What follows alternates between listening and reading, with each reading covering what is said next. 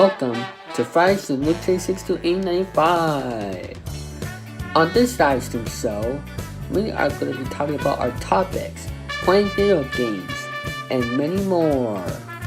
And now, here's your host, Luke Jeffers, Billy Mooney, Remix Plum, and Damon 2000.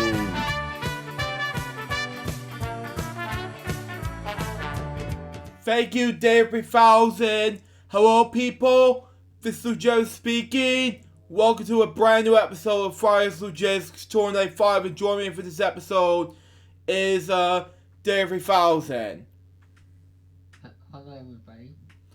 Now, before we begin our celebration of Remix Plum's very first birthday, which is gonna be later on this month, the day after my 13th anniversary of LJP/Quilp, I will give some announcements real fast before we get to our Vimeo segment and our LJP/SPM uploads to Vimeo. Internet Archive, excuse me. Well, the thing is that I would like to announce that I'm moving some of my uploads to Internet Archive as of today because I wanted to focus more on energy because I'm getting uploads situated from Vimeo to Internet Archive because of problems lately of Vimeo as of this week. Because Vimeo got me what happened since my mom decided to get me the email, and she said to me, "Look, you gotta delete some of the videos from Vimeo. It's gonna be like blast in the past." And she said to me, and I'm like, okay, this is gonna be the blast in the past. So she suggested to me, why not give me like an SSD drive? So I'm like, that's a great idea, Mom. So what I'm gonna do, starting on February 24th and onwards, for the teenage years of the company I formed, we decided to focus on LJP/SPM's 13th anniversary documentary along with its side. So, for those who don't know, I wanted to do something real fast on this update regarding to what happened to the past uploads on Vimeo. And the last video you saw was the Quad Vlogs episode 25. Now, the uploads are too many uploads.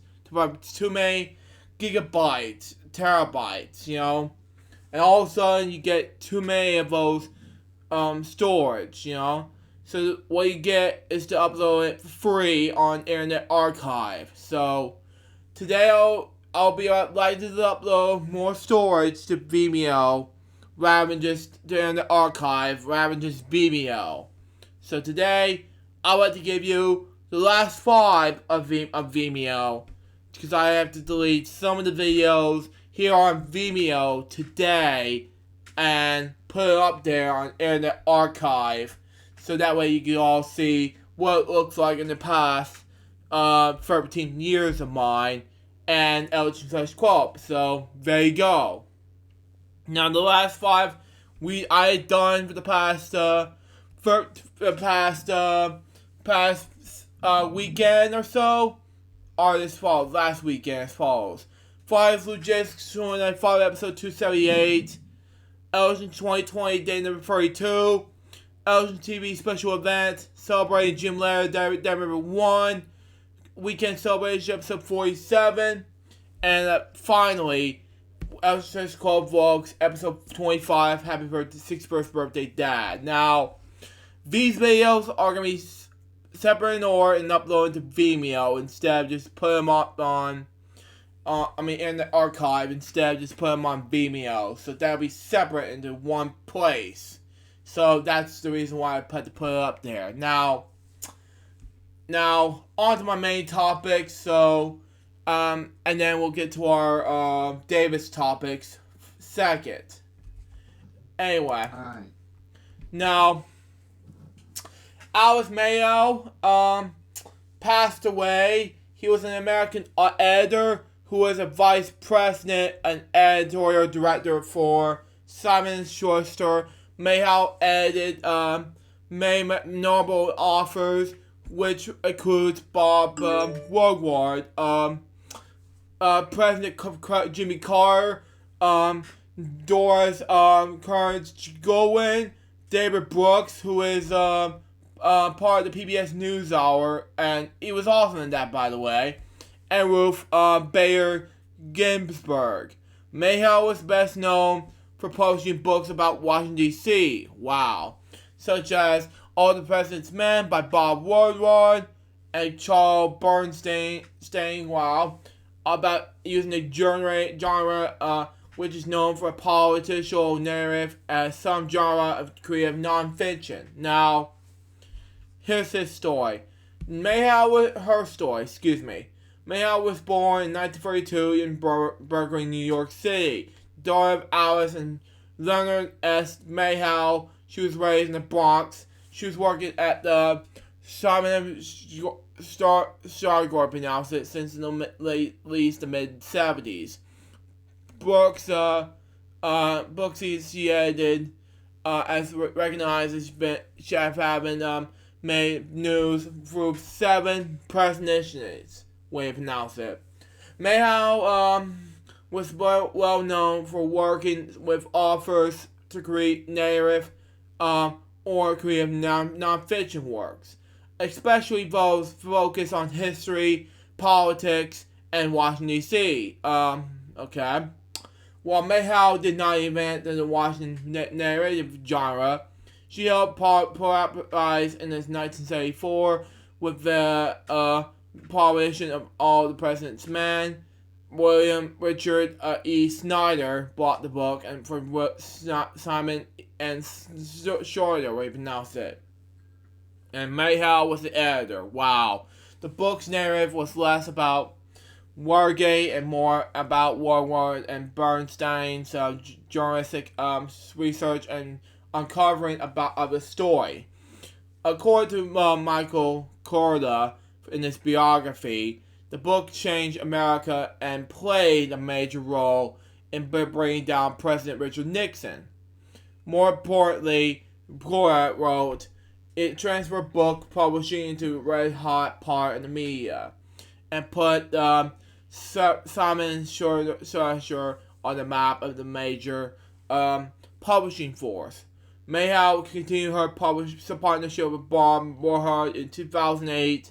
It reported that the 71-year-old Mayhew continued to acquire and edit books, and was partnering and once again with Bob Woodward in the book The War Within, A Secret with White House History, 2006 to 2008. In 2018, 10 years later, Bob Woodward also thanked Alice Mayhew, in acknowledgments in his book, Fear, Trump in the White House in 2018. Well, it can be stupid enough, but anyway. Woodward mentions that Mayhew has been an editor at the Simon Schwarzer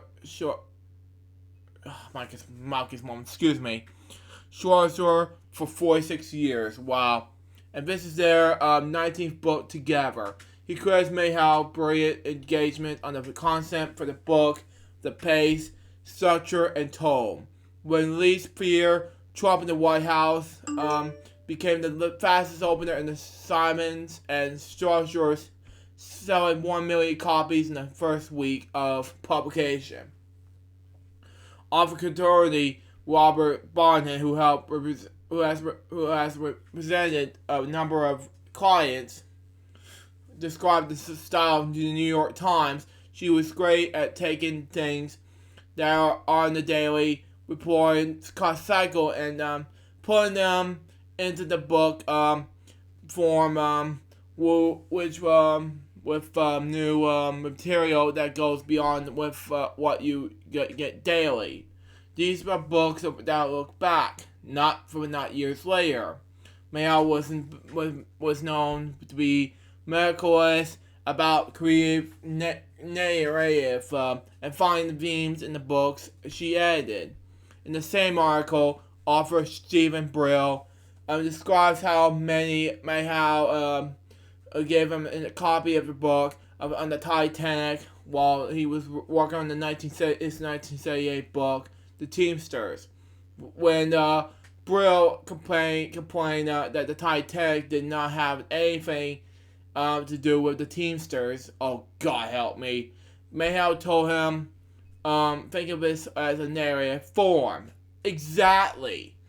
In later years, Mayhew came under this criticism for degradation editing, having two well-known editor authors be accused of plagiarism, Doris Kearns Gowen and Stephen Ambrose, and producing popular history books to no sourcing. In 2014, Simon Schuster celebrated their 90th anniversary with a list of staff favorites, 90 titles published during those years. 29 titles on the list that have been edited by Mayhew, including other bodies or shows. Not as known about Mayhew's personal biography, she was described as a whatever the word is, as a woman who is a raspy voice and was well known to be touched as Douglas. She died in her home in Manhattan on February 4th, 2020, at the age of 87.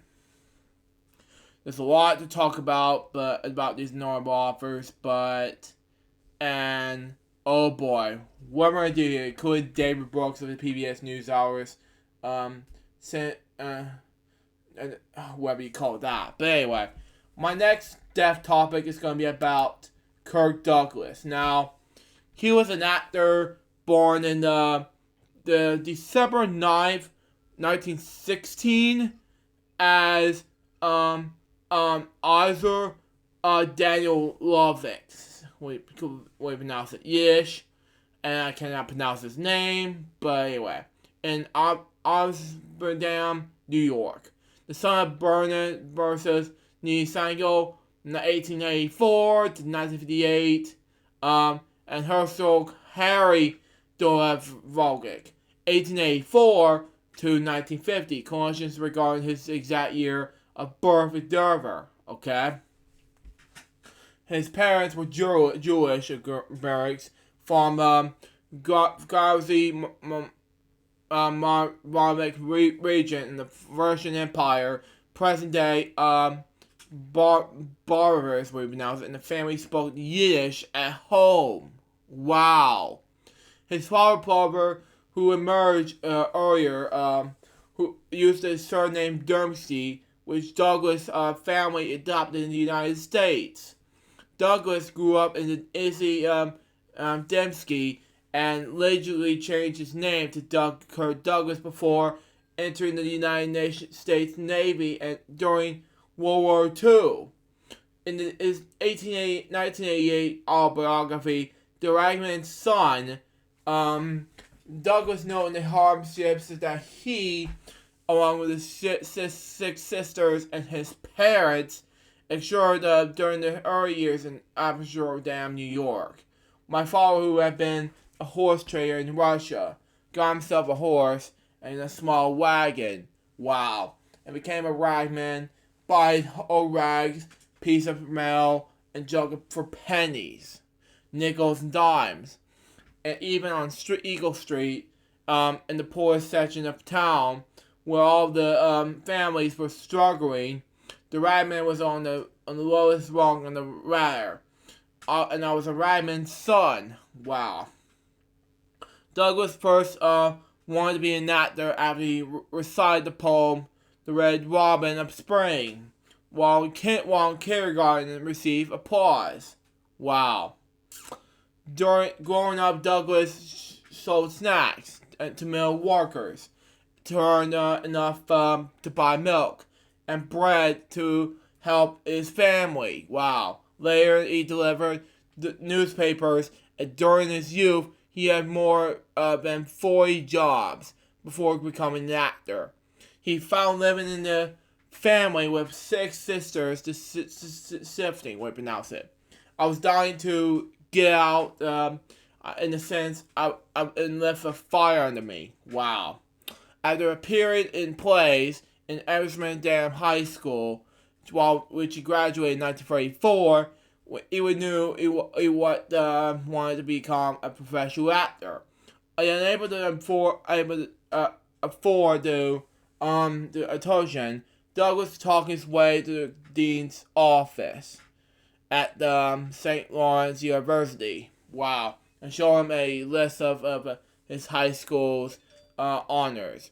His graduation, he graduated a bachelor's degree in 1939, the same year Wizard of Oz came out.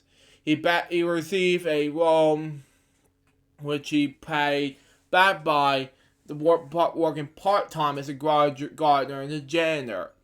He was a standout on the wrestling team and wrestled one summer in the carnival to take money. Wow.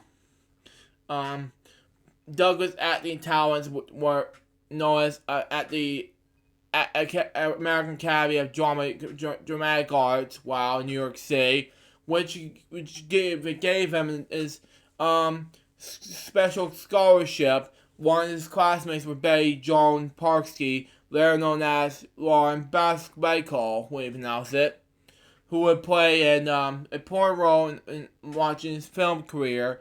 Bacall wrote that she had a wild crush on her. Wow. They dated costly. Another classmate and a friend of Bosco's was a playing actress, Dinah Dale, who has later become Douglas' first wife. Wow. During their time together, Bacall learned Douglas has no money and that he would spend the time that night in jail. Oh, God help me, since he had no place to sleep. She once gave her uncle's old coat to keep him warm. Wow. I thought he must be frozen in the winter. He was much thrilled and grateful. Wow. Sometimes just be him. Okay. She would drag a friend or a mother to the restaurant he worked on as a busboy and a waiter. He told her his dream would be someday bring her family to New York to see with him on the stage. During this period, she fantasized about someday starting her personal and stage lives with Douglas. But Blair be disappointed, Kirk did not really preserve me. He was friendly and sweet, enjoyed my company, but I was too young for him. The 8 years younger Bosco later wrote. The career, 1940s, and said Douglas joined the United States Navy in 1941. Shortly after the United States entered the World War II,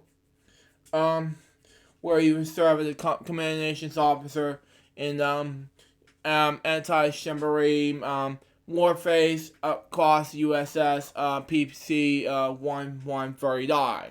Okay, he was medically discharged in 1944, we pronounce it, for war injuries, sentenced for the accidental droppings of a death charge. After the war, Douglas returned to New York City and found work in radio, theater, and commercials. Wow. In this radio work, he acted in network soap operas and saw both experiences as being especially valuable. Okay? I can't pronounce this word, but anyway. As skills and using one's voice is important for aspiring actors. He regretted that the same avenues were no longer available. Wow. His stage break occurred when he took over the role played by Richard Widmark, wow, and Kiss and Tell, when then led to other offers, okay? Douglas is planning to remain a stage actor until his friend Lauren Bacall helped him get his first film role, by recommending him to producer Hal B. Wallace, who was looking for a new male talent. Wallace filmed The Strange Love of Martha Ivers, 1946, with Barbara Stanwyck, we pronounce it, became Douglas' debut screen appearance. He played a young institute man, we pronounce this word, stung with jealousy, whose life was dominated by his ruthless wife, and he had his feelings with alcohol. Wow. That's something. It would be the last time that Douglas portrayed a Viking in the film role. Reviewers of the film know that Douglas already projected qualities in the national film actor, with the similarities of his role, with the later ones explained by biographer Tony Thomas. His style and his personality came out across on the screen. Sometimes something that does not always happen. Even with his finest actors, Douglas had and has this the great issue with now is that eventual manner. He raises a certain and expectable, we pronounce it, quality, and in this as much as talent that accounts for his success in films. In 1947, Douglas made Out of the Past, UK, The Build My Goes High. He stars in the film with Robert Mitchum and James Greer. Douglas made his Broadway debut in 1949 in Three Sisters, produced by Catherine Cornell. Douglas' image as a tough guy was established in his 8th film, Champion, in 1949. After producer Stanley Kramer chose him to play a selfish boxer. Oh my God, please help me. In the exception to that role, he took a gamble. However, since he had turned down an offer to star in big budget MGM film, The Great Sinner, which would later have earned him 3 times in income. Film historian Ray Diggler says he saw Champion as a great risk, but it's also a great opportunity. Douglas took the part and absolutely nailed it. Frederick Romano, another sports film historian, describes Douglas acting as an alarmingly enthusiastic, we pronounce it. Douglas shows great concentration in the ring. Since focus on the opposite draws the viewer in the ring, perhaps his best characteristic in this patient snarl and gimmick. He leaves no doubt that he is a man on a mission. Douglas received his first Academy Award nomination in this film for earned 6 nominations in all. Valley magazine called it a stark, realistic study of this boxing rackets. For that film on, he decided to proceed as a star. He needed to ramp up his intensity, way to pronounce it, overcome his natural shyness, and choose stronger roles. He later stated, "I don't think I'd be much an actor without vanity. I'm not interested in being a modest actor." In his Hollywood career, he demonstrated his independent streak, broke his studio contracts to gain total control over his projects, forming his own production company, which is a movie company, by the way. It's known as Brana Productions, named after his mother. Wow. 1950s. Throughout the 1950s and 1960s, Douglas was a major box office star, playing opposite some of the leading actresses of that era. He played a frontier peace officer in the first Western, it's called, Along the Great Divide, 1951. He quickly became the first very comfortable with riding horses and playing gunslingers, and appeared in the many westerns. He considered Lonely on the Brave, 1962, in which he plays a cowboy trying to live by his own code, and his personal favorite, The film, written by Dalton Trumbo, was respected by critics. Wow. But did not do well at the box office due to poor marketing and distribution. In 1950, Douglas played Rick Martin in Young Man on the Horn, based on the novel of the same name by Dorothy Baker. Wow. Inspired by the life of Bix Beiderbecke, the jazz cornetist. Wow. Composer, pianist, Hockey Carmichael, playing the sidekick role, and released him to the film and gave Douglas insight into the role, being a friend of Real Bergbeck. Doris Day starred as Jo, a young woman who was inspired with the struggling jazz musician. This was strictly opposite of a real life account in Doris Day's autobiography. Wow. Which describes Douglas as civil but self-centered, and the film as utterly joyless. During filming, bit actress Gina Spangler disappeared, and her case remains unsolved. Oh my God, please help me. On October 9th, 1949, Spangler's purse was found near the Ferndale entrance to Griffin Park in Los Angeles. This was an unfinished note in the purse addressed to a Kirk, which read, "Can't wait any longer. Going to see Dr. Scott. It will work bet this way while mother is away." Oh God, help me. Douglas, married at this time, called the police and told them that he was not the Kirk that mentioned in the note. God help me. When interviewed via telephone by the head of the investigation team, Douglas stated that he had talked to the kid with her in a bit on set. That ain't good. But that he had never been out with her.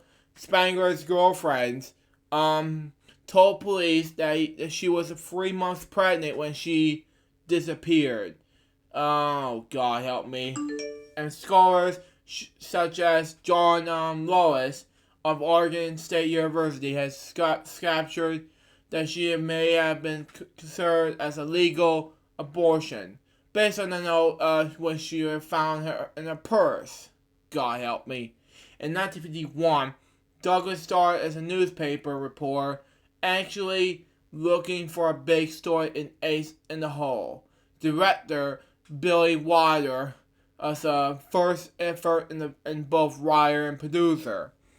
But the subject and story was controversial at this time, and U.S. audience stayed away. Oh God help me. Some of you saw it as rough as a credential, and during a historic study of coercion, mob psychology, and the free pass. Press, I misspoke. But anyway, possibly hit too close to home, said Douglas. It won the Best Foreign Film Award in the Vincent Film Festival. The film stature, has increased in recent years, with some surveys placing in their top 500 film lists. Woody Allen is considered it in one of his favorite films. Okay, Woody Allen who did the Robert McNeil Report at the time. And as the film star and protagonist, Douglas is credited for the intensely and his acting. Roger Ebert describes Douglas' focus and energy as almost scary. There is nothing dated about his performance. It's as of right now as a sharpened knife. God help me. Biographer Gene Phillips noted that Wilder's story was guided by Douglas a story performance, and no doubt that was a factor when George Stevens, who presented Douglas with the AFI's Life Achievement Award in 1991, Excuse me. And said no other lead actor was ever more ready to tap the dark, describe side of the soul, and thus reveal the complexity of human nature. Also in that year, Douglas starred in Detective Story, nominated for 4 Academy Awards, including one for Lee Grant in their debut film. Wow. Grant said Douglas was dazzling, both personally and apart. He was a big star, gorgeous, intense, amazing. To prepare for this role, he spent days with the New York Police Department and sat in the accommodations, we pronounce it. Viewers recognized Douglas' acting qualities, with Bosley Qualter describing Douglas as forcible and agreements as a detective. In The Bad and the Beautiful in 1952, oh my god, another of his freak and Oscar nominations roles. Douglas played a hard-nosed film producer who had managed multiple prizes and uses as actors, writers, and directors. God help me. In 1954, Douglas starred in Ulysses, way to pronounce this word, from Homer's epic poem Odyssey, with Selena Magro and as Philip and Scorgi and Anthony Quinn playing Anthony's. In 20,000 Leagues Under the Sea, 1954, that was a Disney film, by the way. Douglas showed that addition to serious, driven characters, he was adept at, requiring a liar comic touch. In this adaptation of Jules Verne novel, he played a happy-go-lucky sailor, who was the opposite in every way of boy Captain Nemo, James Madison. The film was one of Walt Disney's most successful live-action movies and a major box office hit. He managed a simple comic turn into Western. It's called Man Without a Star, 1955, and then For Love and Money, 1963. He showed further discovery when announced it in one of the earliest television appearances. It was the most musical guest as himself on the Jack Benny Show program in 1954. In 1955, Douglas formed his own movie company called Burnout Productions, named after his mother, once again. To do so, he had a bright contrast with A.L.B. Wallace and Warner Brothers, but began to produce and started his own films, starting with The Indian Fire in 1955. Through Barna, he began producing and starring in his films such as Path of Glory in 1957, The Vikings in 1958, Spartacus in 1960, Lonely and the Brave in 1962, and 7 Days in May in 1964. While Path of Glory did not so well in the box office, it became one of the great anti-wars films. One of the early films by director Stanley Kubrick. Douglas is a fluent French speaker, plays a French officer during World War I. Wow. Who tries to save 3 soldiers from firing squad. Biographer Vincent Barrio describes Douglas's thieving but controlled portrayal, exploring with the passion of his convictions at the injustice leveled at his man. The film was banned in France until 1976. Wow. Before production of this film began, however, Douglas and Kubrick had to work out for some major issues, one of which was Kubrick's rewriting the screenplay without informing Douglas first. It led to their first major argument. I called Stanley to my room. I hit the ceiling. I called every 4-letter word I can think of. Wow, this is not good. I got the money based on that original script, not this shit, okay? I threw this script across the room. We're going back to the original script, or we're not making this picture. This is stupid, I know. Stanley never blink an eye. We're not over the original script. I think the movie is classic, one of the most important pictures, possibly the most important picture Stanley Bogart has ever made. Douglas played Military Man in numerous of films with very nonsense. But anyway,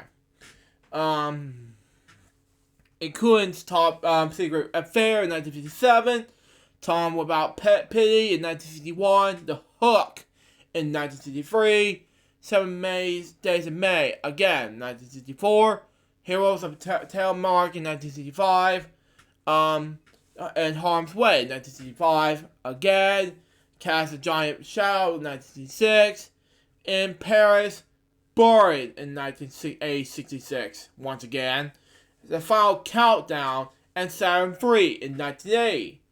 And his acting style and delivering made him a famous favorite in television pressures such as Frank Gorshin, Rich Drill, and David Fry. What is now said his role as Vincent Van Gogh in Lust for Life in 1956, directed by Vincent Mandelli, Julie Garland's former wife, and based on Ivan Stone's bestseller, was filmed mostly on location in France. Douglas was known it was not only the victories from Van Gogh's, which is boring artist by the way, appearance from how he could trade the payers editorial turmoil. Some reviewers consider it was the most famous example of the tortured artist who seeks solace for life paid through his work. Overseas, a portrayal is not only the painter's hero, but a unique presentation of the action painter. With Douglas' expression, the basically pronounced it an emotional pain. As he uses the canvas to capture a moment in time. Okay. Douglas was nominated for the Academy Award for this role with his co-star Anthony Quinn, winning for Best Supporting Actor Oscar as Paul Gauguin. Van Gogh's best friend. Oh my God, yeah, I know. Douglas won a Golden Globe Award, although Mandelli said Douglas should have won an Oscar. Oh, yeah, bits and pieces can't really agree, but anyway. He achieved a moving and memorable portrait of the artist, a man of narrative creative power triggered by simple emotion and stress, the fear and horror and madness. Douglas himself called his acting role of Van Gogh a painful experience. Not only did I look like Van Gogh, I was the same age he was when he committed suicide. His wife said he often remained in character in the personal life. When he was doing Lust for Life, he came home in the red burnt beard of Van Gogh's, which is, yeah, he was born, by the way, wearing those big boots, stomping around the house, and was frightened. Oh my God. In general, however, Douglas' acting style was fit well with Mandel's performance for mature drama and narrative artist roles, writes and film historian James Naremore. He adds that Mandela had his richest, most impressive collaborations with Douglas, and for Mandelli, no other actor portrayed him like his level of cool.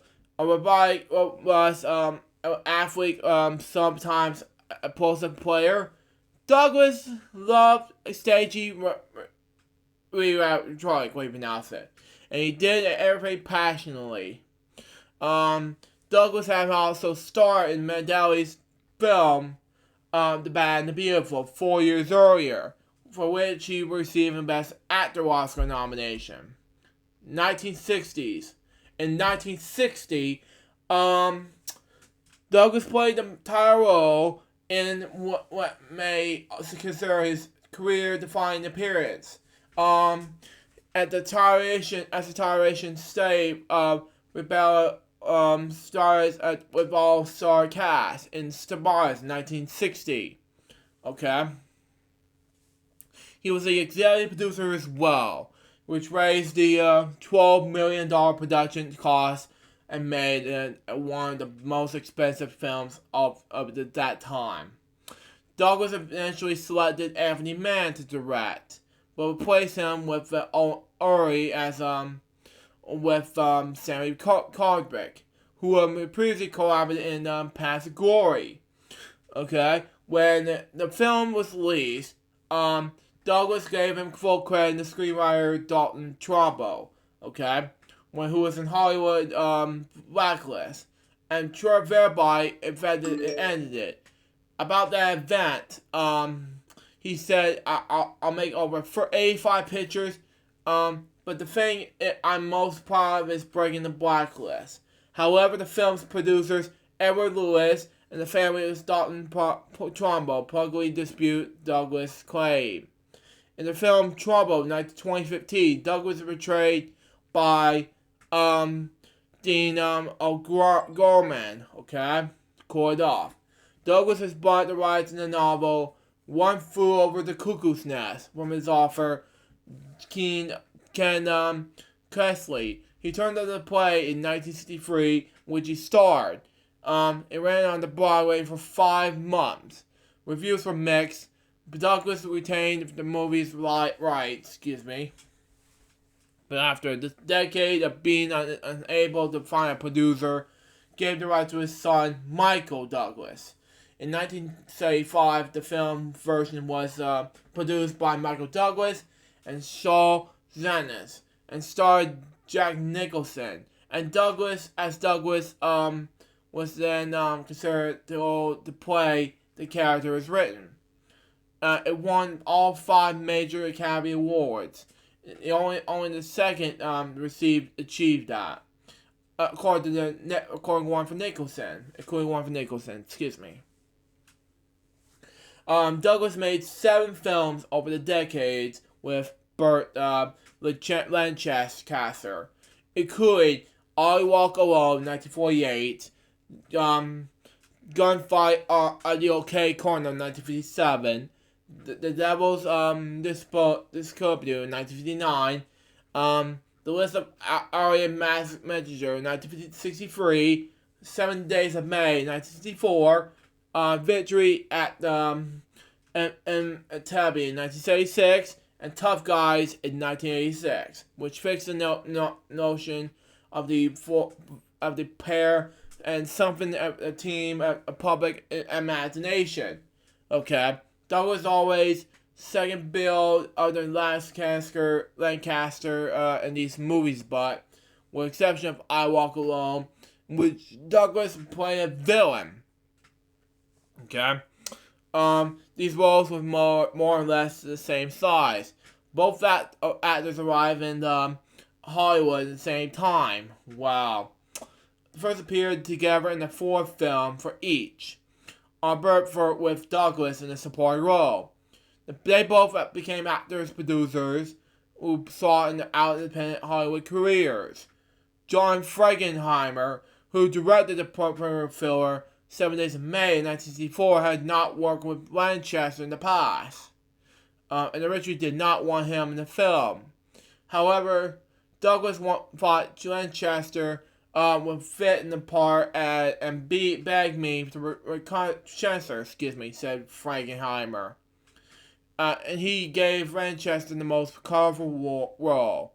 It turned out that Burt Lancaster and I got along magically on the picture, he later said.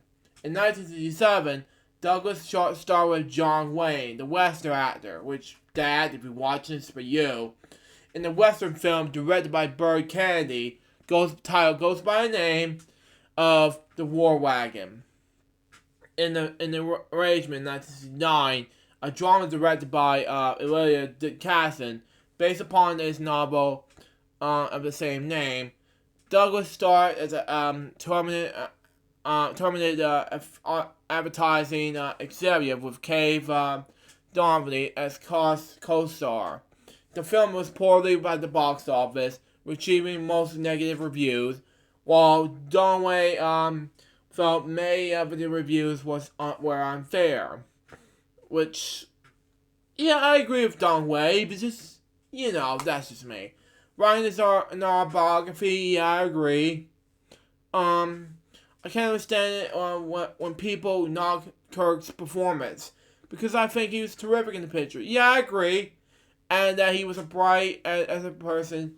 And I might met in the acting profession. Yeah, she says that his primary approach to acting will later be a philosophy that ended up rubbing off of me. I mean, why? 1970s to 2010s. Between 1970 until 2008, Douglas made his nearly 40 movies and appeared on various television shows. He starred in the westerns such as There Was a Crooked Man in 1970, alongside Henry Fonda. The film was produced and directed by Joseph L. Mankiewicz. In 1972, he was a guest in David Winter's television special, the Special London Bridge Show. Starring Tom Jones. In 1973, he directed his first film, Scandal Wig. That same year, Douglas united with director David Winters and appeared in the made-for-television special musical version of Dr. Jekyll and Mr. Hyde, nominated for 3 Emmys, alongside Stanley Holloway and Donald Pleasence, what you call it. Stay away from the video game, folks. You will not regret it. From whatever production company NES game. But anyway, he returned to the director's chair for Pose in 1975. He starred alongside Bruce Kern. In 1978, he co-starred with John Cassavetes, what do you pronounce it? Amy in the horror film The Furry, directed by Brian D. Palmer. In 1980, he starred in The Final Countdown, playing the commanding officer of the aircraft carrier USS Nimitz, what do you pronounce it? Which travels through the time that the days before the 1941 attack of Pearl Harbor. It was produced by his son, Peter Douglas. In 1982, he starred in The Man from Snowy River, an Australian film which received critical acclaim and national awards. In 1986, he was reunited with the full-time co-star Burt Lancaster in the crime comedy Tough Guys, which included Charles Durning, and Eli Wallach. It marks the final collaboration between Douglas and Lancaster, completing a partnership of more than 4 years. In 1986, he co-hosted with Angela Lansbury, who's still alive, by the way. Well, at age 94, current on Wikipedia, but anyway. The New York Film Comics tribute to the 100th anniversary of the Statue of Liberty. Wow. The symphony was conducted by Sabin Manfia. In 1988, Douglas starred in the television production of Herbert the Wind, opposite Jason Roman and Gene Simmons. The film won 2 Emmy Awards. In the 1990s, Douglas continued to star in various features. Among them was The Secret in 1992, a television movie about a grandfather and his grandson who struggled with dyslexia. The same year, he played the uncle of Michael J. Fox in the comedy Greedy. He appears as Devil in the video for the Don Henley song The Garden of Aloe in 1996. After suffering for a seizure stroke for the past is able to speak, Douglas will want to make movies. He underwent years of voice therapy and made Diamond in 1999, in which he played an old prize fighter was recovering from a stroke. He co-starred his longtime friend from his early years, Lauren Bacall. In 2003, Michael and Joel Douglas produced and runs The Family, which along with Kirk starred various family members, including Michael's son, his wife for 50 years earlier, Dinah Dill, playing his wife. His final feature film appearing was in 2004, Michael Jordan film Illusion, in which he departs as a dying film director, forced to watch episodes from the life of the son he had refused to acknowledge. His last screen role was the television movie Empire State Billionaires, which was released in 2008. In March 2009, Douglas made their autobiographical one-man show. Before I Forget, at the Center Theaters group, Kurt Douglas Beer in Culver City, California. The 4 performances were filmed and turned into a documentary, with its first screen in January 2010. Douglas appeared in the 2018 Global Globe Awards in the age of 101, with his daughter-in-law, Catherine Zeta-Jones, a rare public appearance in the final decade of his life. He received a steady operation that helped to present the award for Best Screenplay Motion Picture. Now, I'm not going to read the style and variety of acting, but this is going to be ridiculous about this. But anyway, personal life. I'm going to just read marriages and children. That's it. Douglas and his first wife, Dinah Dill, married in November 2nd of 1943. Okay, Miss Mom. They have 2 sons, actor Michael Douglas and producer Joel Douglas, before divorcing in 1951. Afterwards in Paris, he met producer Anne Badens, born in 1919 in Germany. He was 100 years old. Wow, almost 101. Born as 101 March. While acting in location for life. She was originally failed for Germany to escape Nazism, and survived putting her magical skills to work in a film studio, doing translations with subtitles. They married on May 29, 1954. In 2014, they celebrated the 60th wedding anniversary at the Greystone, Madison, and Beverly Hills. Their 2 sons, Pierre, a producer, and Eric, an actor who died on July 6, 2004, from an overdose of alcohol and drugs. Wow.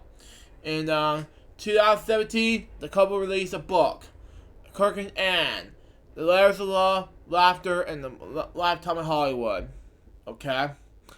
That was spelled amazing layers that shared throughout the years.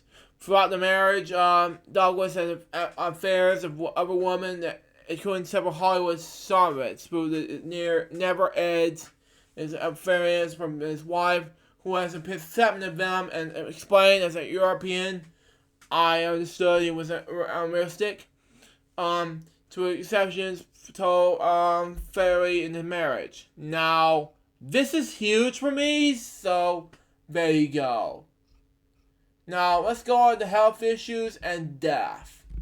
On January 28th, 1996, he suffered a severe stroke, which apparently is able to speak, like I said before. Doctors told his wife that unless he was a rapid improvement, the lost ability to speak was likely permanent. At regimen of daily speak language poverty that lasted several months. His ability to speak returned.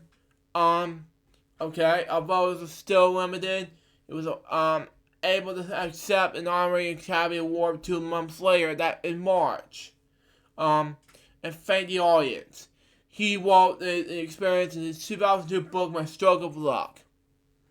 Okay, which he hoped to be an operational manual for others on how to handle a stroke variant from his own family. In 2016, he celebrated his 100th birthday in the Beverly Hills Hotel, joined by several of his friends and family, including Don Rickles, who was the late Don Rickles, Mr. Tailhead at the time, Jeffrey Katzenberg of DreamWorks, Steven Spielberg of Able Entertainment, who founded who did E.T. at the time, his wife Anne, his son Michael Spielberg, his daughter-in-law Catherine, his son Michael, his daughter-in-law Catherine Zeta-Jones. Douglas described the guest as being still in good shape, able to walk with converse in the sunset room for a celebration. Douglas died in his home in Beverly Hills, California on February 5th, 2020, at the age of 103 for natural causes.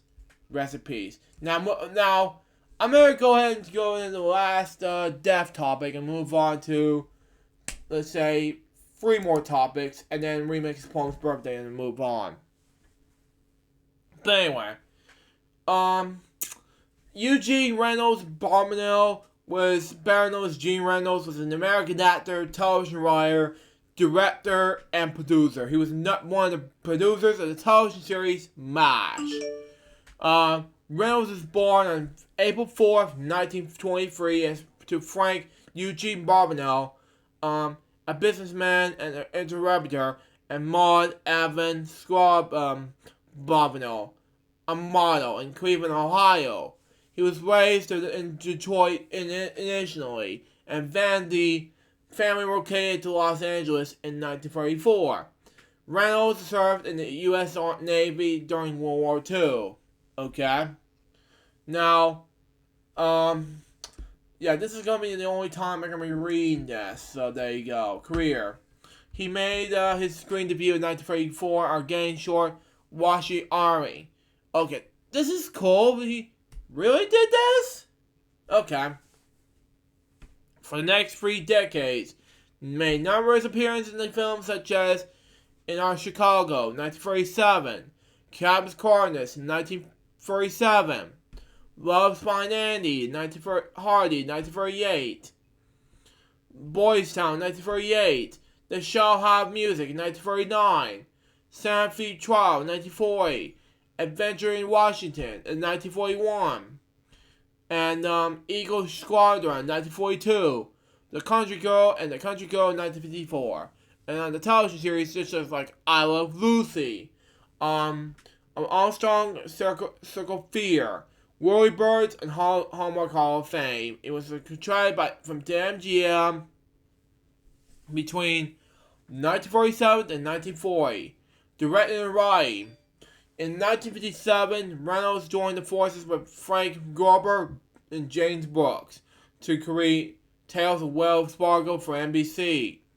During the program's 5 years run, he wrote and directed numbers of episodes.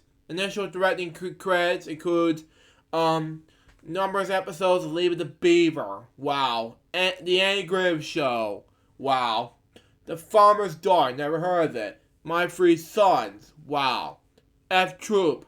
Hawkins Heroes. Room 222. Excuse me. And May Happy Returns. Wow. As a writer, director, and producer, Reynolds was involved in 2 highly successful CBS series in the 1970s and early 80s. Between 1972 and 1983, he produced 120 episodes of MASH, which he co-created with Larry Goldberg, which he also wrote 11 episodes and directed 24. But during that same period, he produced 22 episodes of Lou Grant, which he co-wrote and co-wrote 5 episodes and directed 11. Reynolds has been nominated for 24 Emmy Awards and won 6 times. including the Outstanding Comedy Series for MASH, Outstanding Drama Series twice for Lou Grant, which also earned him a Humanities Prize, okay? He won the Director's Gold of America Award for Outstanding Direction of the Comedy Series, twice for his work on MASH, and the Director's Gold of America Award for Outstanding Direction of the Drama Series, once for his work on Lou Grant. Reynolds was elected president for Director's Gold of America in 1993, but opposed here until 1997. Personal life. Reynolds was married to actress turned author Bonnie Jones, who appeared on 5 episodes of MASH as LT Barbara Betterman from 1932 to 1985. When the couple divorced, he and his second wife, actress Anne Sweeney, who also appeared on MASH as nurse Jerry Donovan in 2 episodes, married in 1979, have one son, Andrew Reynolds. Reynolds died at the age of 96 in a heart failure on February 3rd, 2020. It provides St. Joseph Medical Center in Burbank, California. He was 96 years old. Now, I'm gonna move on to what Billy requested me to do, and that is, of course, a release date for these 3 things: Blu-ray, DVD, and 4K releases of the 2 things: A Beautiful Day in the Neighborhood, and he requested me to do this, by the way, and Frozen 2, because Beautiful Day in the Neighborhood has the most highly criticism, and it gives us good reviews so far. Say that the most heartfelt and uplifting film of the year, and Tom Hanks is perfect as Mr. Rogers.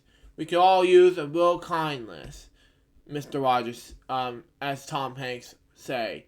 But anyway, that the movie kit will come out on Blu-ray, DVD, digital, and 4K on February 18th, 2020. And then we got Frozen 2. It comes the next week, February 25th, 2020, the day after I celebrated LGBT's 20th, 5th anniversary. 13th anniversary. It's a big anniversary for LGBT/Squall. But anyway, it's coming out on Blu-ray, DVD, digital code, and 4K. So it's gonna be huge. Spiel got to purchase these in 2 weeks, so there you go. And before I get to our Remix Plum birthday wishes topic, I will get to what James Hetfield is up to at the moment.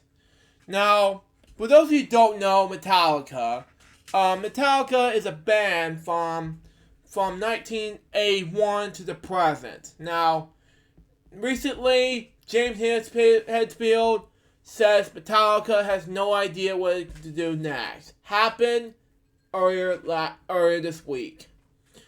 It was written by Andrew McNally. Now, it was by iHeartRadio Topic, so pay close attention here.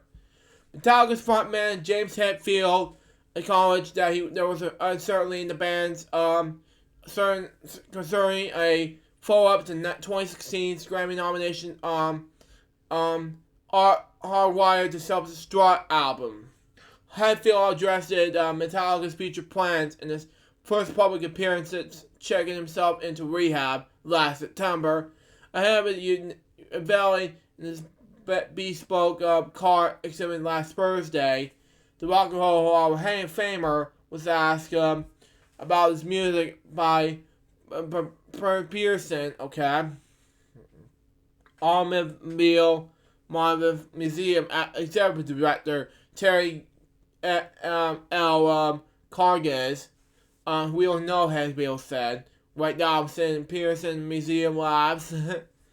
I don't know what happens next. That was the beauty of this. we'll sit down and figure out what works what best for us. Okay. Um, Whatever comes up, we'll know. And we kind of five off of the fear, and then I know a bit. It's being scared just enough to stay alive, feel alive. Excuse me. Metallica has 4 weeks to live shows for the schedule in 2020, including a line of dates, anchoring U.S. rock festivals. Wow. While it stands up reasons that the band will be back in the studio at some point, lead guitarist Kirk Hammett has been eager to begin writing again. Metallica has made a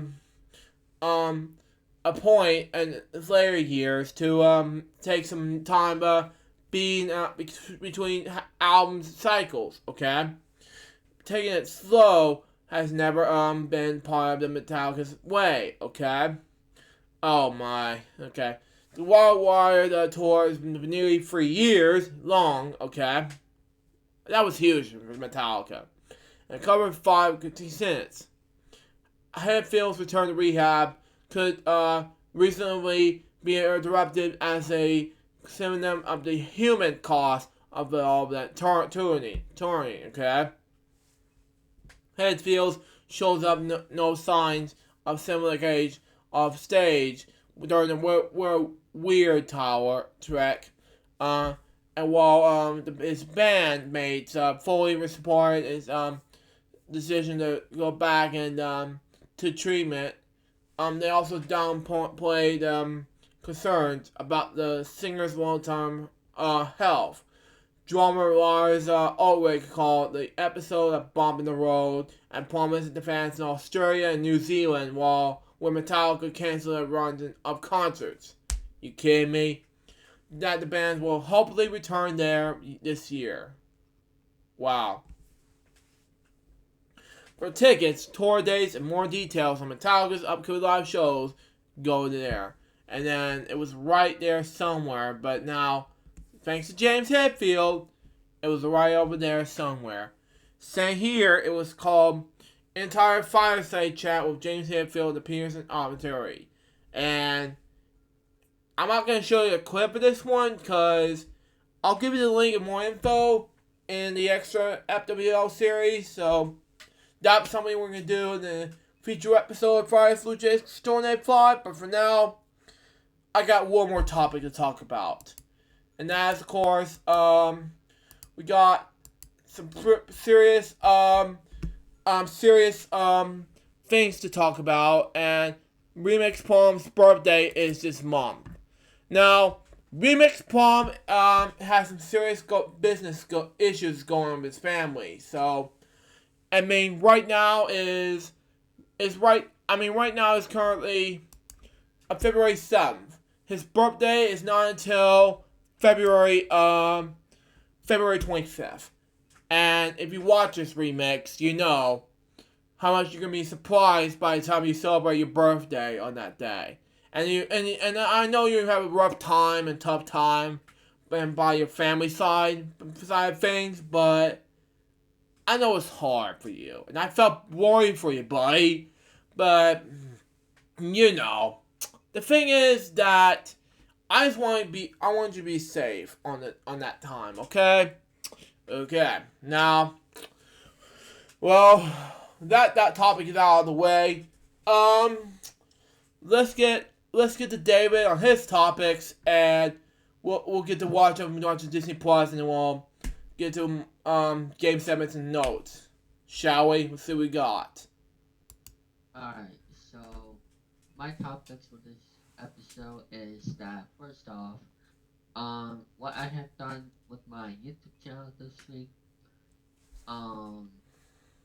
Since the last episode, I uploaded the 10th episode of David Dust versus Mike Carson yesterday. Also, 3 days ago around there, I uploaded the intro for President that's coming up on February 9th. And also, around 4 days ago, I uploaded the official David Dust trailer. Also, this past Sunday, February 2nd, I uploaded the fourth episode of David Does This One Half of This Podcast, the first one for 2020.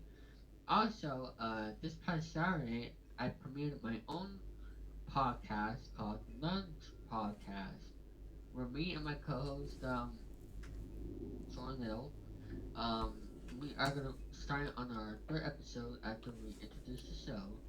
We are gonna be interviewing people throughout the series, such as Luke here, Danny, um, Lynn, um, and other people. So it's gonna be a lot of talk show.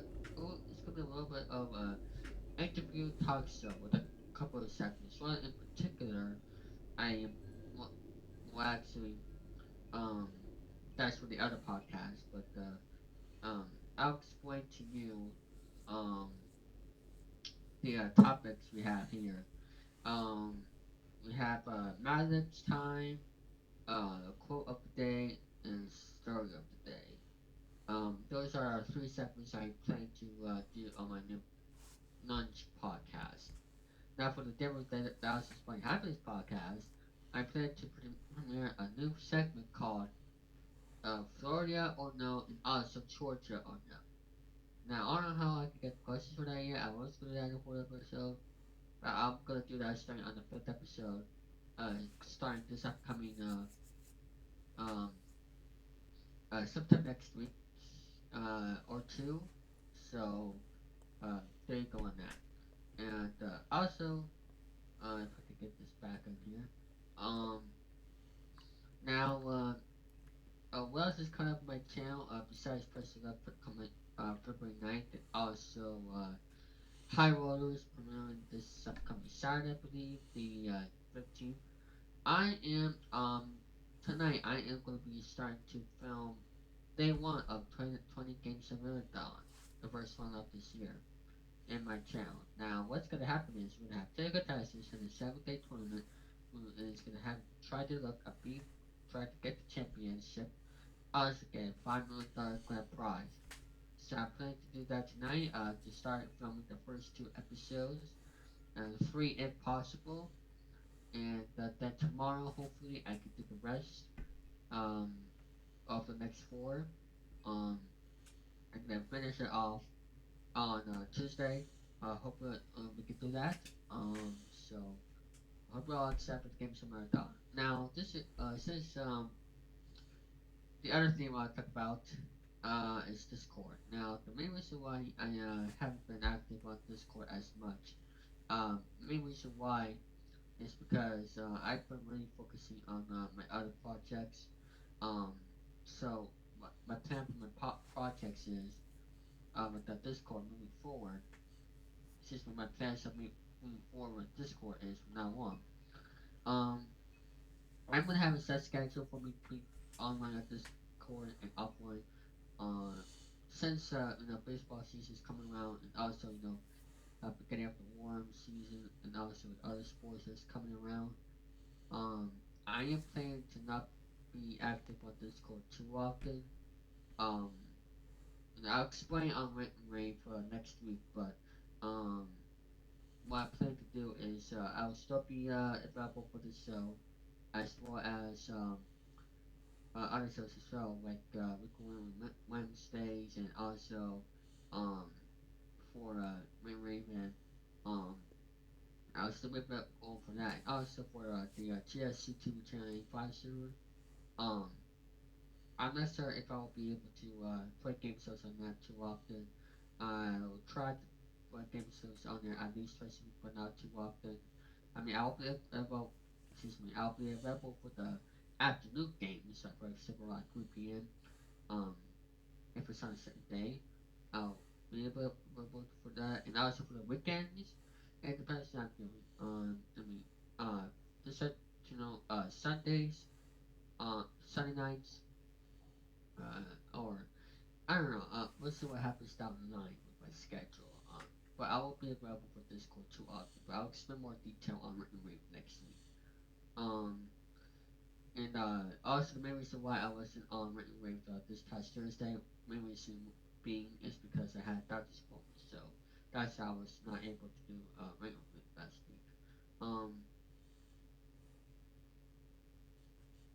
some updates on my Mac just recently. I've been having some storage issues with my iMac that I'm still working on.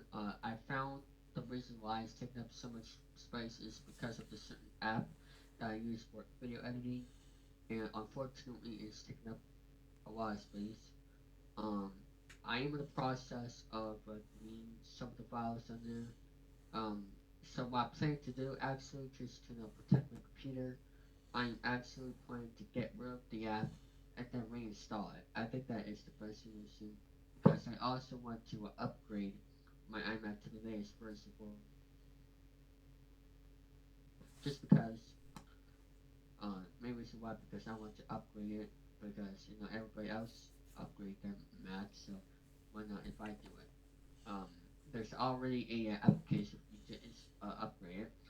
Um, I don't know if there's gonna be another software um uh version for the Mac.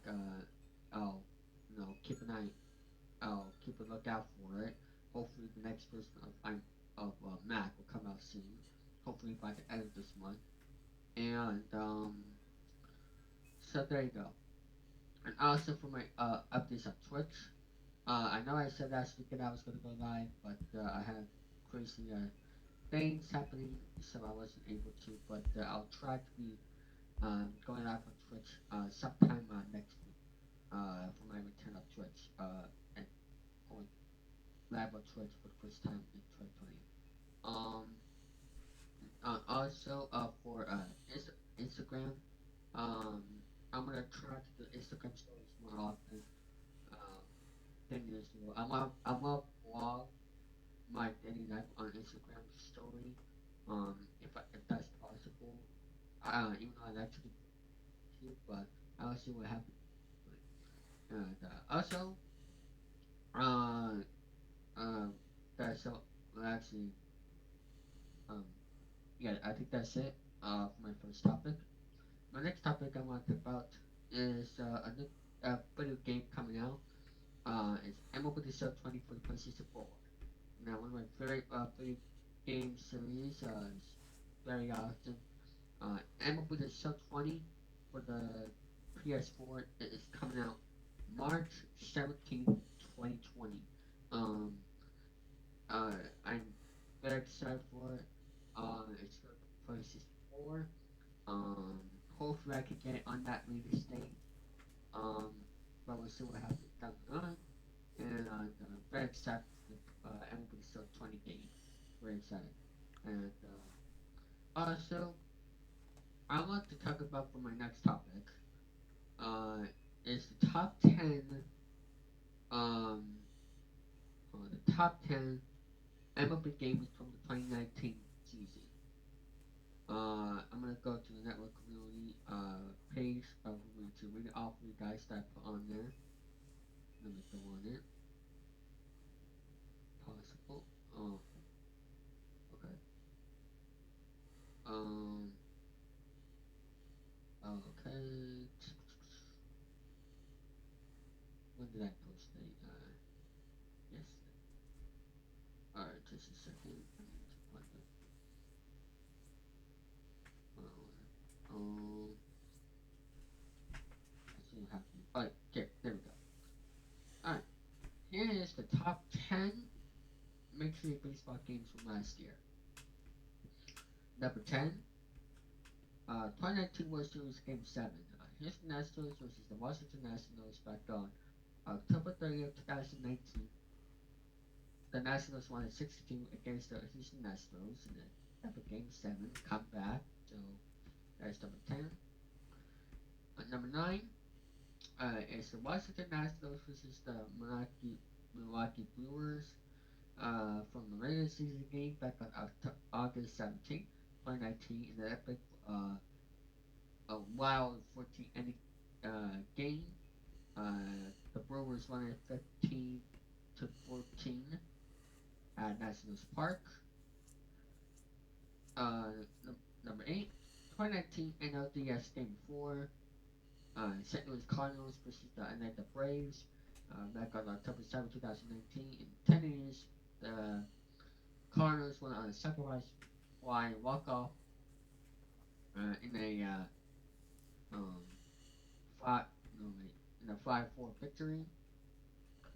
Number seven, 2019 LCS Game 6, back on October 19th, the Houston Astros versus the New York Yankees. The Houston Astros won it on an epic walk-off home run by Jose Altuve to win the ALCS series against New York 5-4.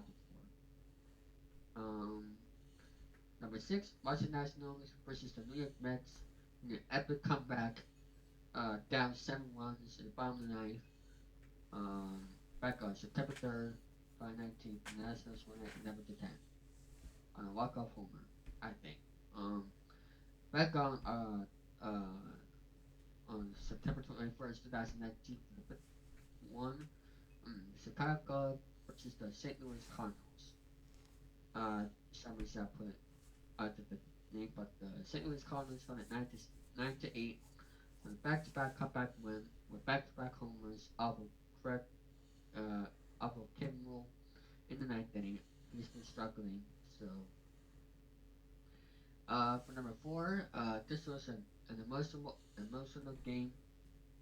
Uh, Back on 12th of July. Uh, Very emotional for a lot of people. Uh, it, there was a combined no hitter.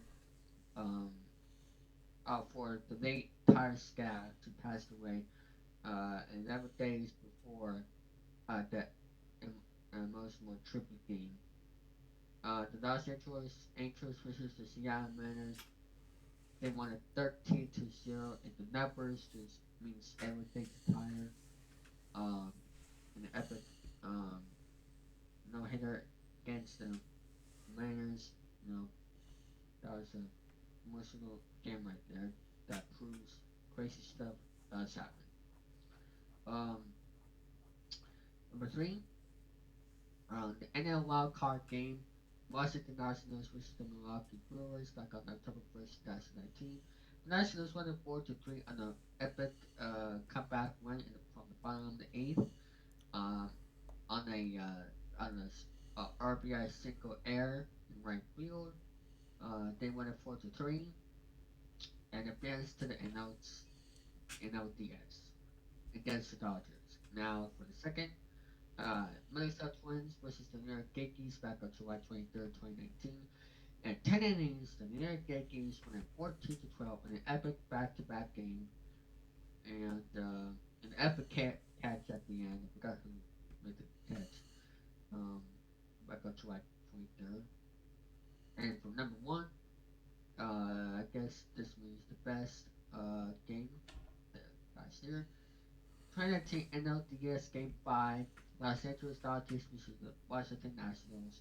Back on October 10th, 2019, the Nationals won it 7-3 on an epic comeback win once again.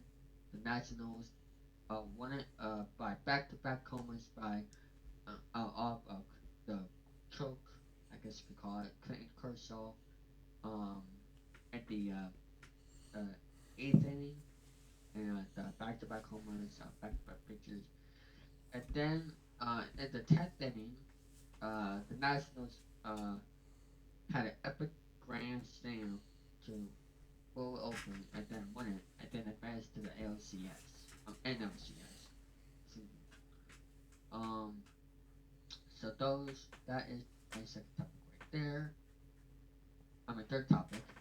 Now, also for the last topic, I'm surprised that Luke did not say this, but Yeah, I was surprised about this as well. I saw it, like, my mom died talk about this.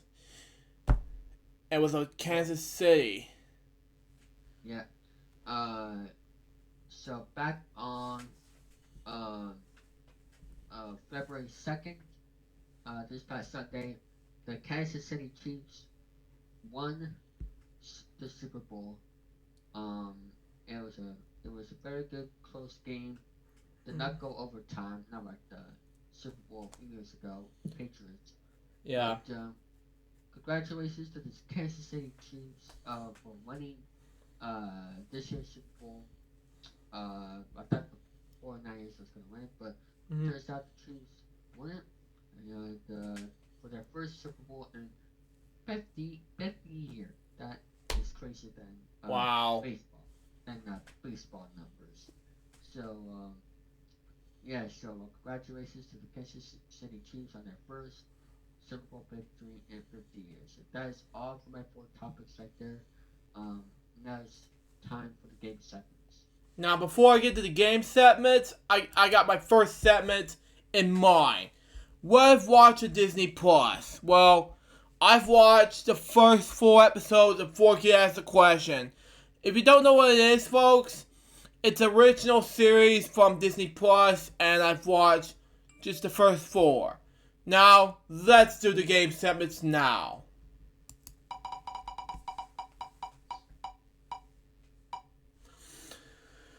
Jeffrey follows behind the scenes. Alright, so let me get things situated. This will take a couple of minutes. I'll be back in a second for the game. Okay.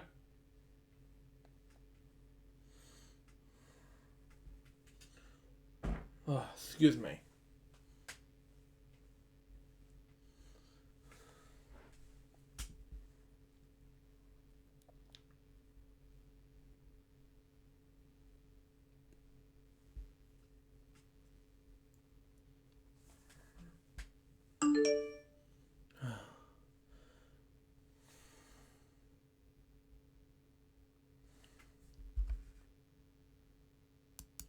While we wait on David, I'm just gonna click on notes and memorize something while we're at it.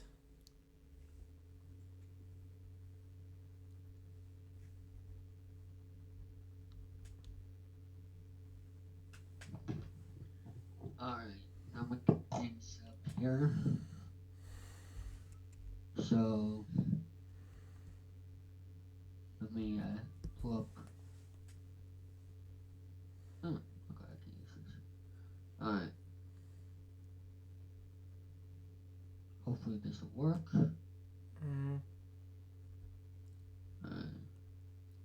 You put disconnected. What? Oh well. Alright. Let me load up the game here. Just to take a couple of a few minutes here. But Okay. yeah. Alright, let me get this open. My screen recorder. Alright.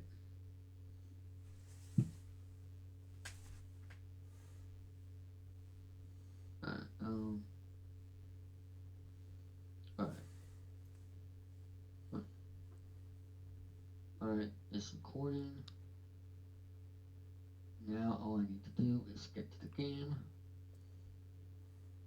Alright.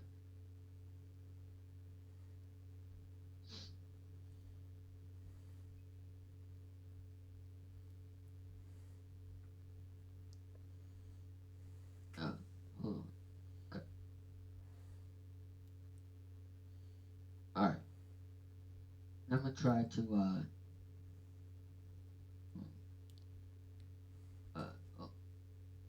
Alright. I'm gonna try to go live again. Mm-hmm. There we go. Alright. So look at my camera.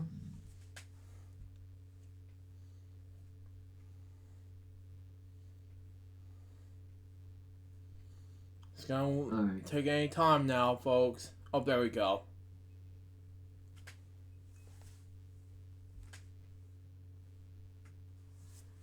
And if you guys don't remember the last episode, there was a problem with the game, but I got it to work again.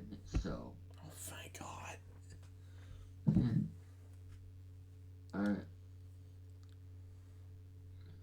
Alright. We'll check everything is good. I'm gonna check the settings on my yes, and get my microphone over here. Let's get started.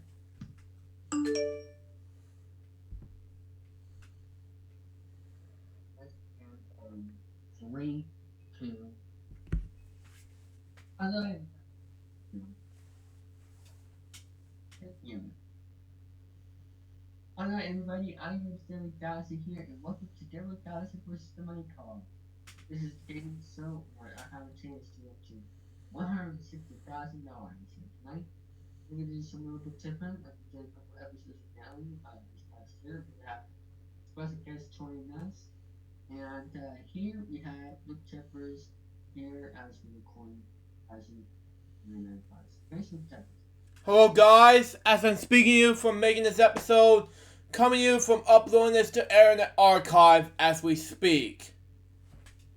Yep, and I hope you're all having a great day. And also, somebody this time, well, we'll just have to vote.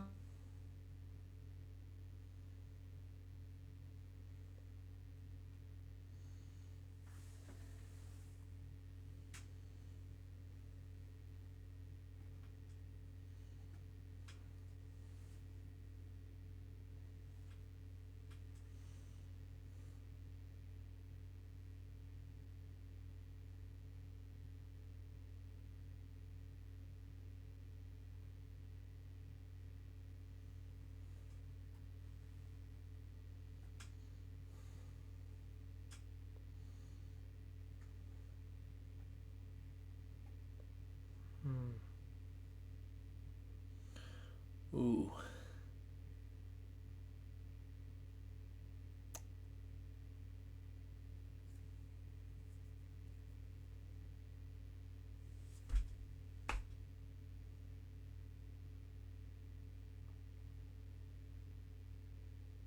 Really?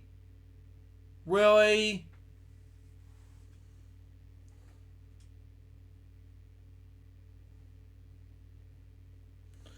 Yeah, I don't think this is necessary to have 20,000. You have to start over.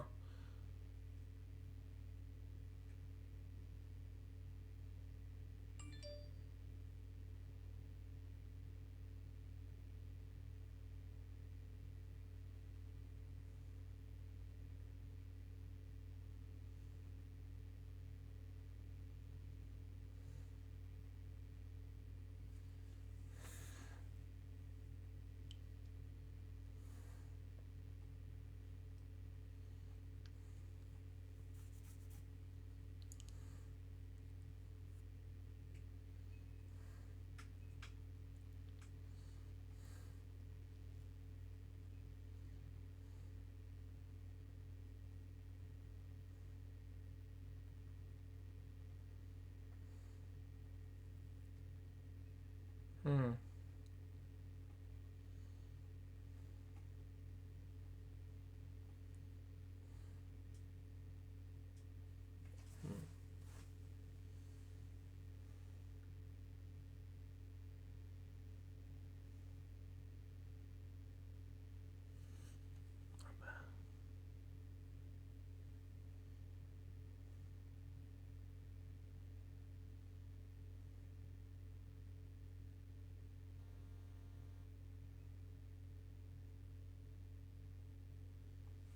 Here we go again.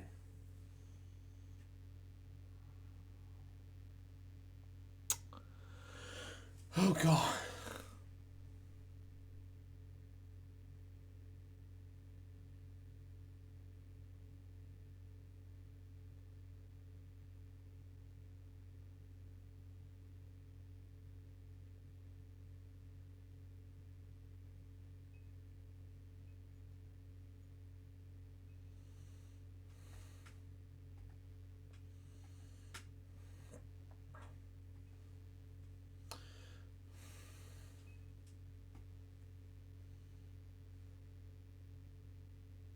What?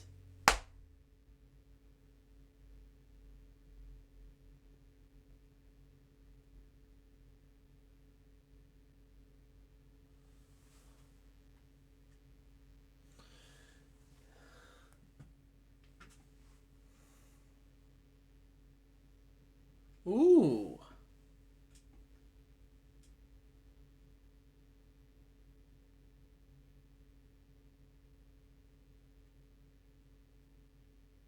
Hmm. Okay.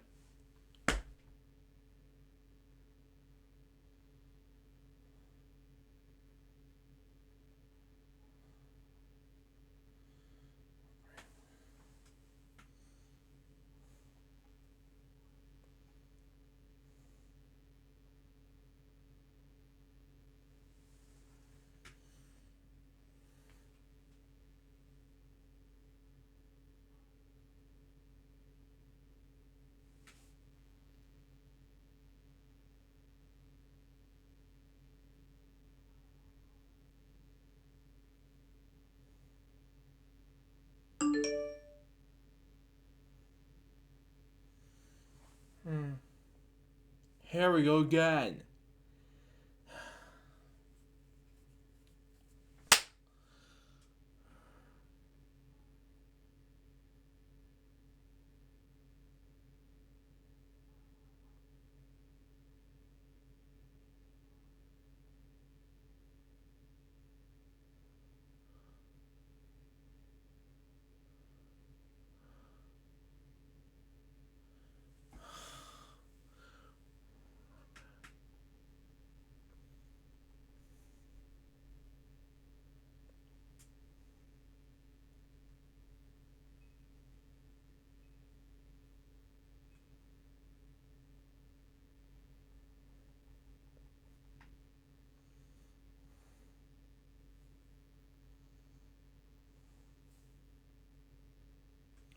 That's bear.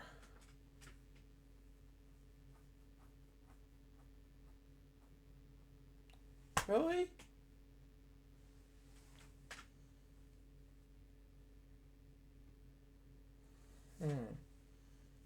Okay.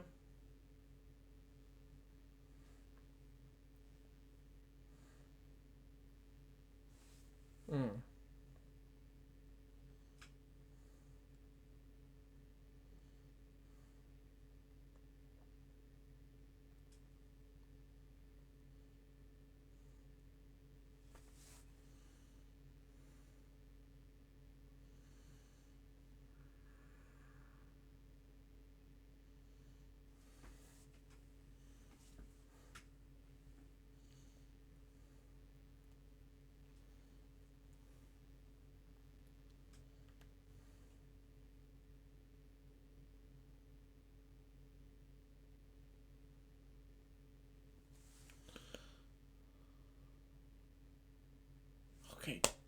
Really?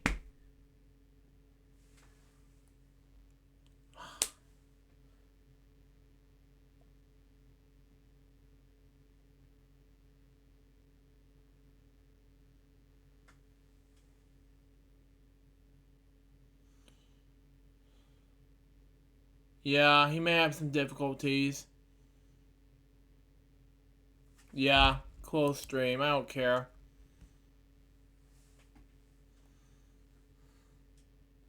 Okay, alright, now game. Sorry folks, but we may have to do it. Try again next week. I'm gonna try to look at to see what's wrong. I may have to download application or some. I don't know what's happening, but we may have to do this in the near future. So sorry about that. Yeah. I don't know. The thing is that I was trying to get everything working, but the thing is, the application did not get fixed. Well, folks, I just don't know what's going on. The application for files versions of my cars needs to get fixed, or what not have you. But let's just try again. Let's just try to spin this wheel.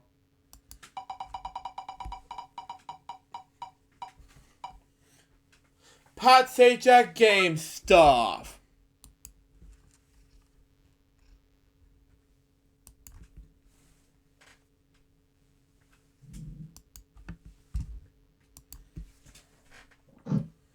Sorry for the difficulties. I just like last week. When I did like the last episode, I did this past Wednesday. I did this.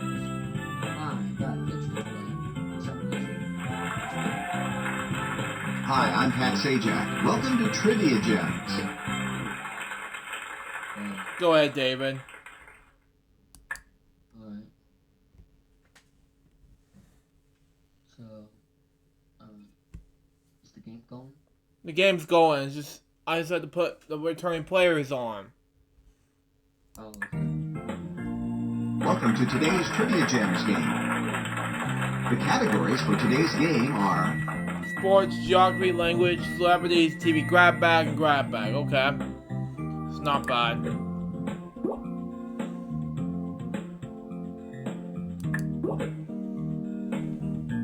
Here's your first set of questions. Tab. True. 1960. I know what this is. Now, let's see the answers. Gotta turn this down.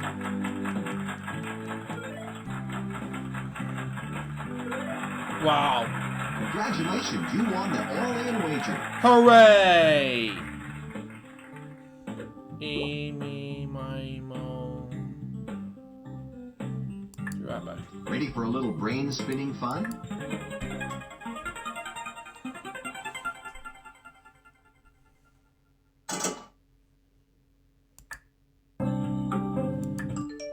Too bad. Better luck on your next guess.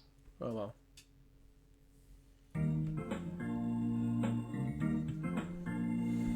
Okay, get ready. Here they come.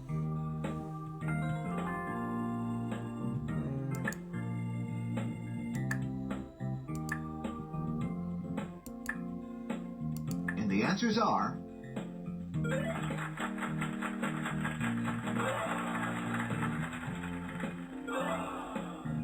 Ouch, you lost money on those 3 wagers. Here are the questions.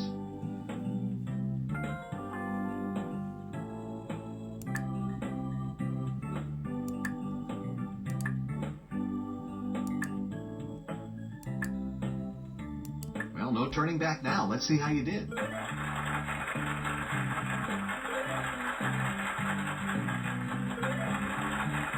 Hey, your all-in wager worked. You won. Hooray! Here are the questions.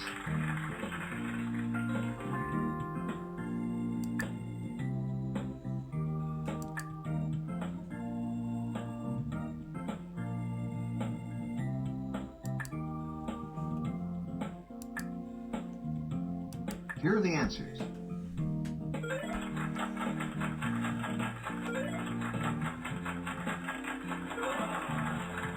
Good play. Hooray!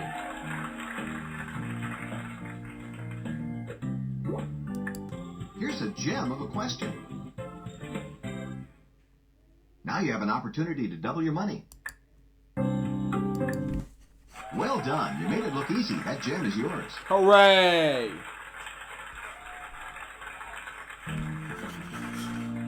$48,000. Okay, get ready. Here they come.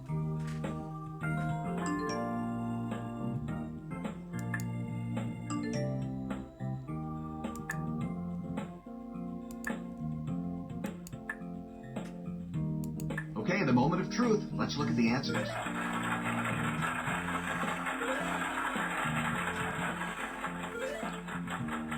Wow, that all-in wager put you in a new tax bracket. Hooray!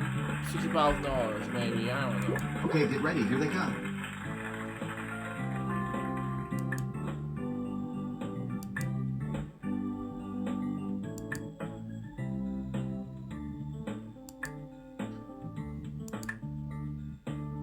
Okay, here's how you did.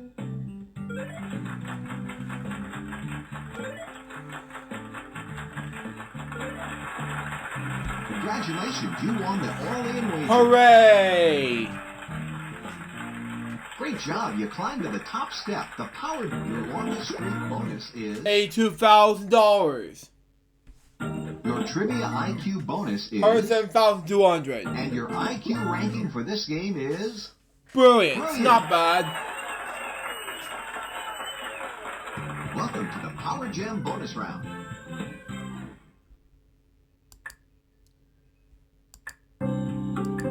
That's it.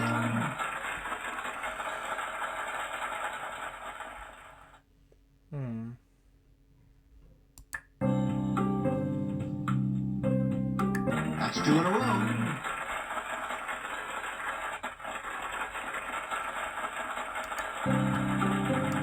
Three in a row. Let's keep it going.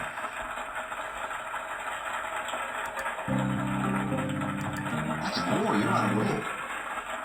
Hooray. That one was difficult. Garbage! Dang it. Oh well. I didn't get that answer right. Oh well. 182,240 is not that bad. Great job. You're today's champion. Thanks for playing our online game. For even more fun, I hope you'll try out the download version of Trivia Gems. The download version has lots more features, more gameplay choices, championship games, full screen display, exciting options, and free ice cream.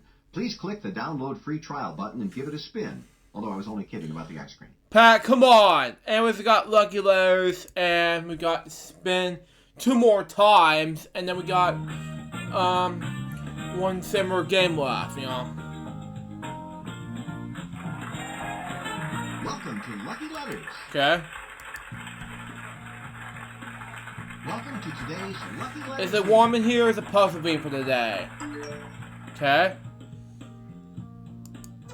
Let's see. Okay. 6 L's. Wow. 6 H's. Okay. 5 P's. Wow. Ready? Here comes the puzzle round. And 2 G's. Okay. If I would be good enough to pick a B or something. Anyway. $2,000. It is.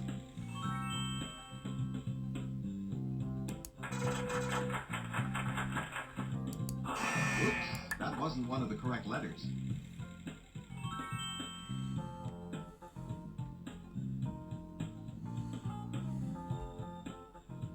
Nice try. Bad try, but nice try. Give it a nice try. You got the answer. Here's a chance to double your money with a lucky chance. If you decide to wager, you'll have 30 seconds to answer. Being a little cautious, huh? Well, good luck. Sorry, that letter isn't in the answer. Dang it.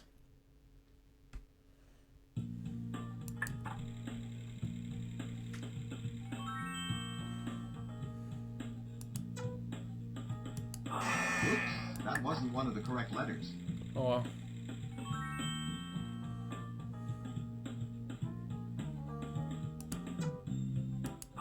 Nice try. Bad try, but nice try.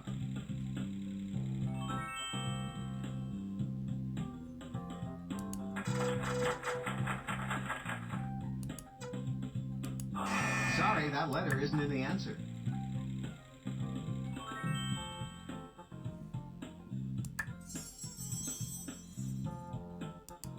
Oops, that wasn't one of the correct letters.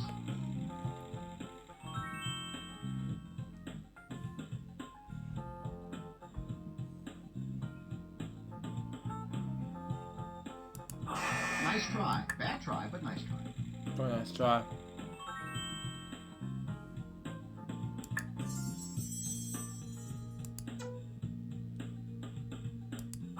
Sorry, that letter isn't in the answer.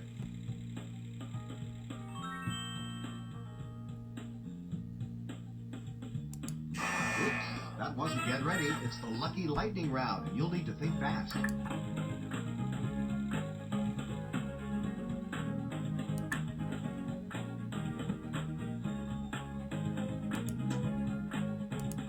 Nice try. Bad try, but nice try.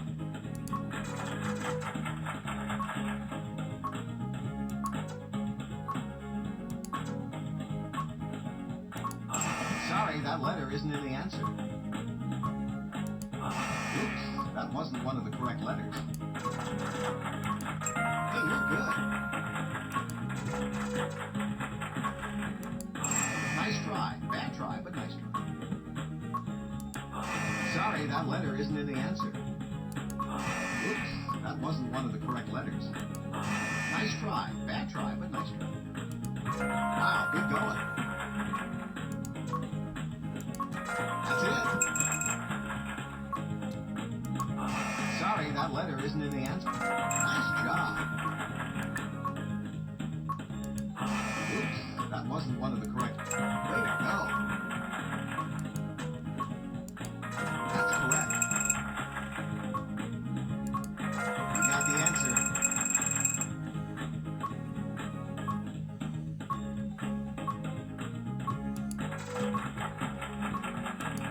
Hey, you're good. Wow, good going. Nice try. Bad try, but nice try. Sorry, that letter isn't in the answer. That's it.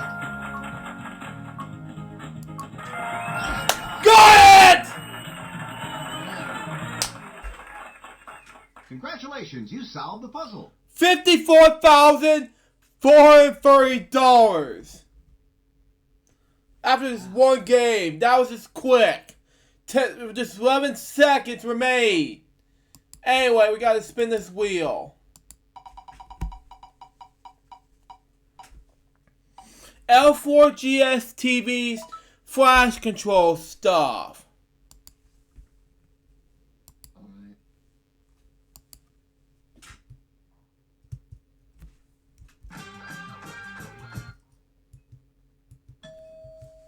I know what to do. The 7. Ooh, change the card to another 7. Oh well. Lower. Not bad. Lower. Not bad. Higher. Not bad. Not gonna change the card, but anyway.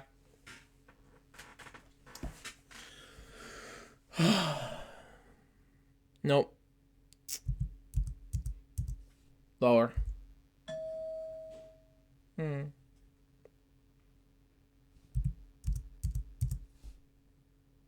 Higher. Not bad.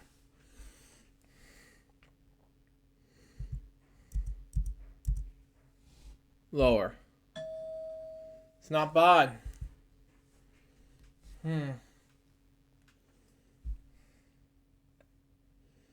gonna say higher. It's a push. Not bad. $14,000. Next one's got to do with this Super Scratcher 15.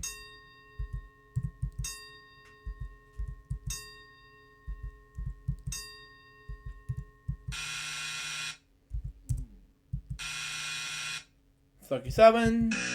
Oh! I'm out, the Super Scratcher. Danger color. Oh well.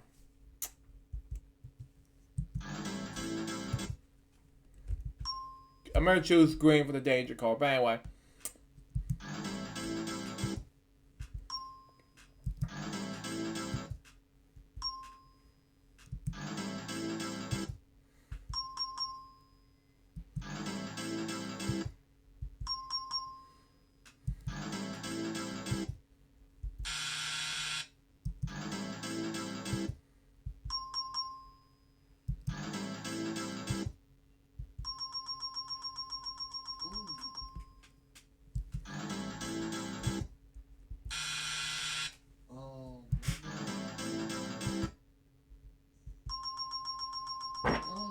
Excuse me.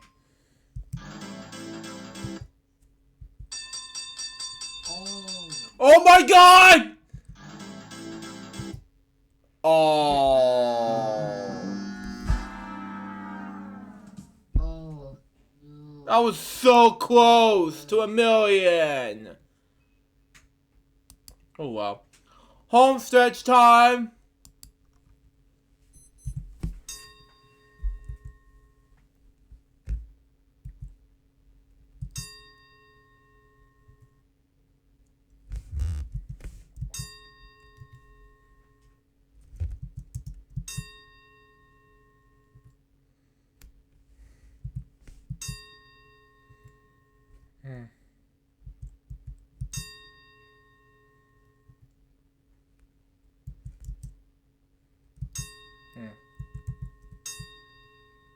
I already said 10. Anyway. 12. Anyway. 6. Ooh, okay.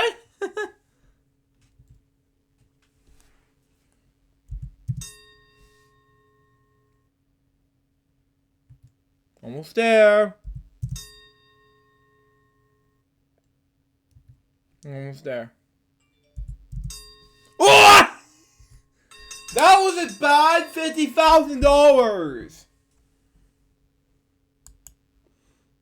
But anyway, we're gonna spin this wheel anyway.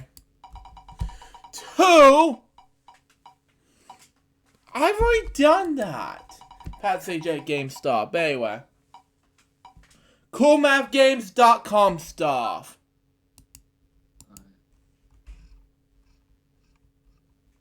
It's gonna be tic-tac-toe, and after this is over, I'm gonna do games archive stuff. Yeah, we're gonna skip this ad because it's all about George Shake from 854-999, things like that. But anyway. All these nines, I don't know.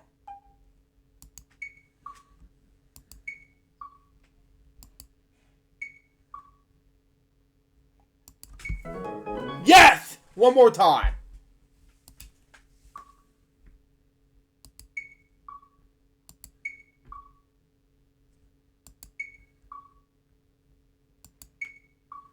Tie.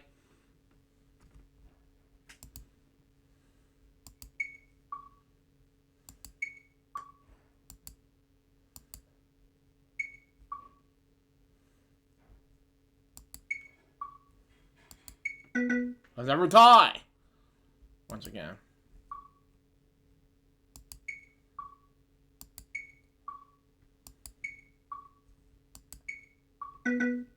Here we go again with the number tie.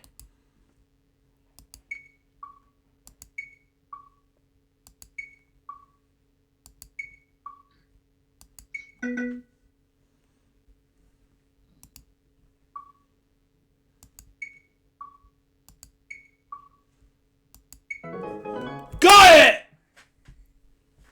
Alright. Okay, we got two more games. We're not gonna do Drop the Bomb on this episode today. However, we're gonna do Lightspeed 2, and then we'll do like just a little bit of quickie in this episode. So there you go.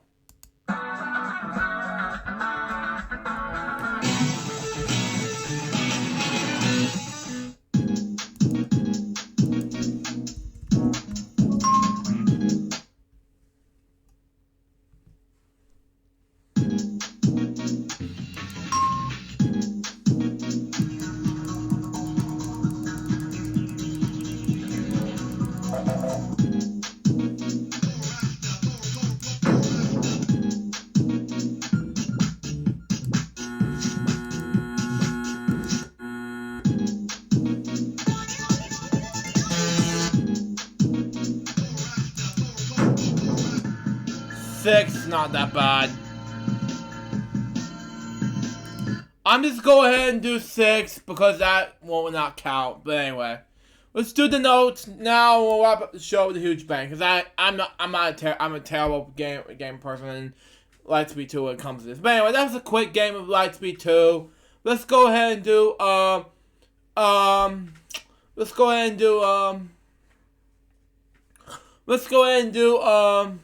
the notes now. We'll wrap up the show and do this now. Anyway, February 7th, 2020, we got Game Show Marathon, Data 3000's channel.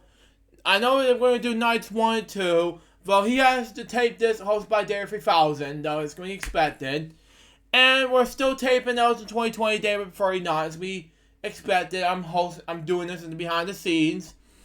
And February 2020, we got Weekend Celebrations, episode 48.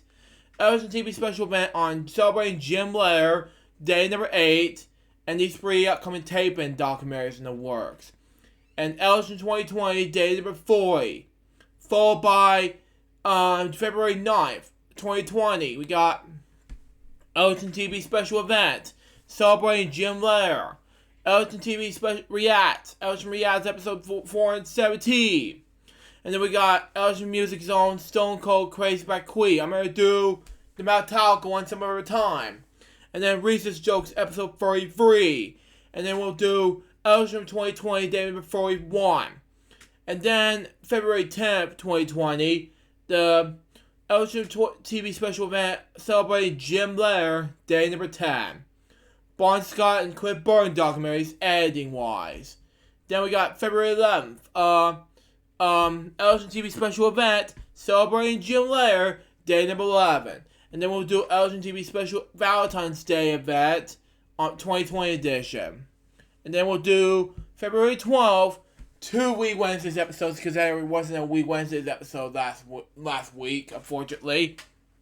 And then LGTV special event celebrating Jim Lair, day number 12. And then February 13th, we got the LGTV special event celebrating Jim Lair, day number 13, and LG 2020, day number 45. And we'll be back Valentine's Day for a brand new episode of Friday's LukeJ62895 episode 2A, which is going to be a Valentine's Day special of Friday's LukeJ62895. But until then, double episode of today's episode of Friday's LukeJ62895 today, February 7th, 2020. Hope you enjoy it. Stay tuned for the next one, which is going to be a Valentine's Day episode. But until next time, this is LukeJ. Goodbye, peace out, baby. We get more FW episodes for you guys very soon. Till then, Jumper saying out. See ya.